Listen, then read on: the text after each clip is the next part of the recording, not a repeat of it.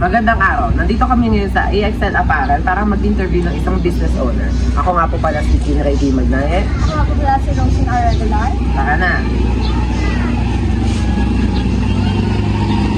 Magandang araw po. Pwede po ba namin kayong interviewin?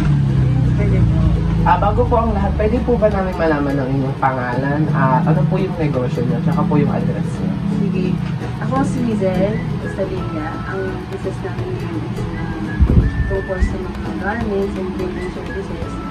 AXL Apparel and Printing Services.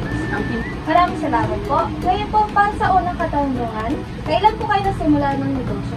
Actually, nag-start kami as souvenir shop lang siya noong 2019. Bakit naman po yung napili niyo yung negosyo?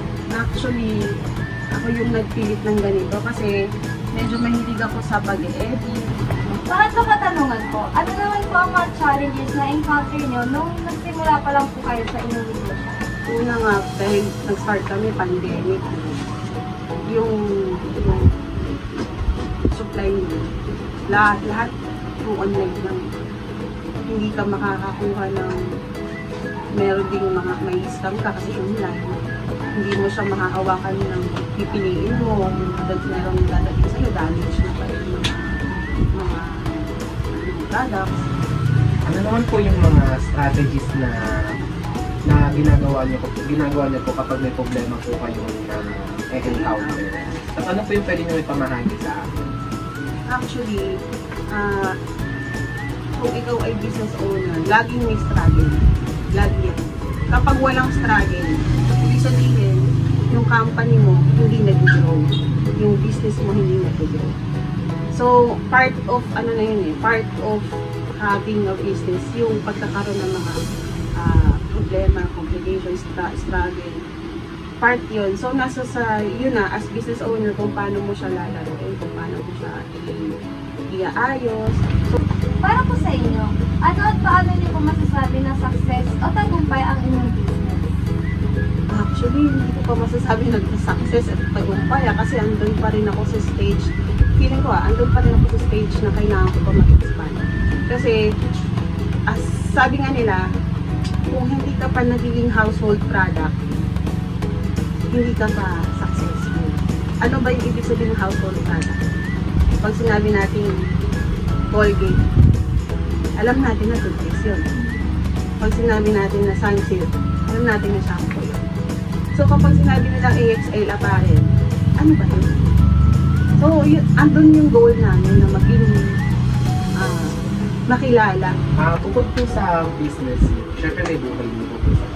Paano niyo po ito nababala? Actually yan, mahirap yan. Kasi lalo na ngayon may mga estudyante ako. Mahirap yung time management.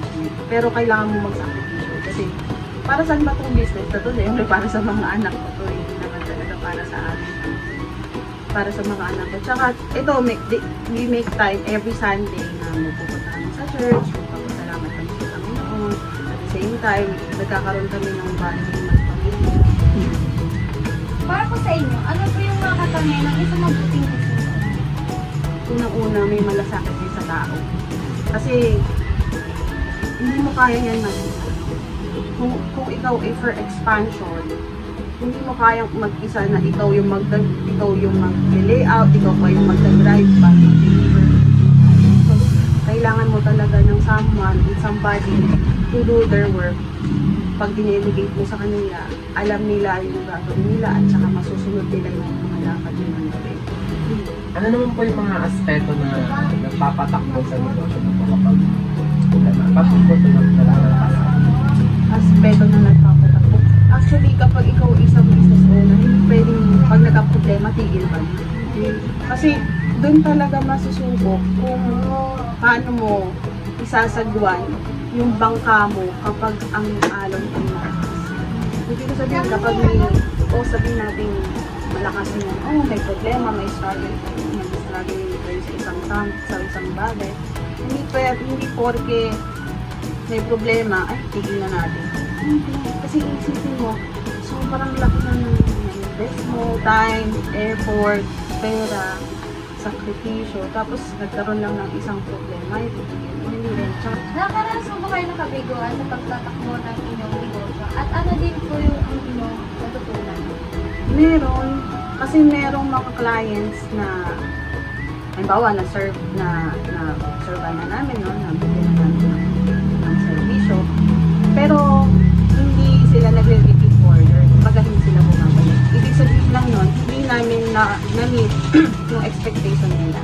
So, iniisip namin, saan ba tayo nagkulang sa part na ito?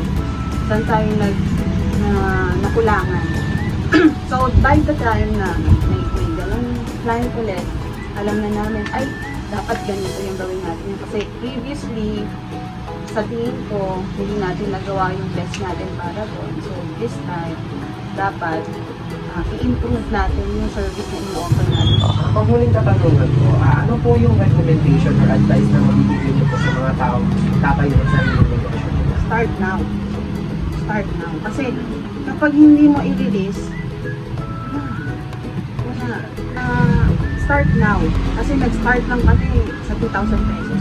Kumbaga, paulit-ulitin mo lang yung ginagawa mo. Lalo na kapag mahal mo talaga yung gagawin mo. Hindi ka magdadalawang isip, lalo na kung may kasama ka, may isawa ka, or may partner ka, na willing to mag-exert din ng effort as much as you do. Yun lamang po ang aming mga katanungan. Maraming salamat. Thank you.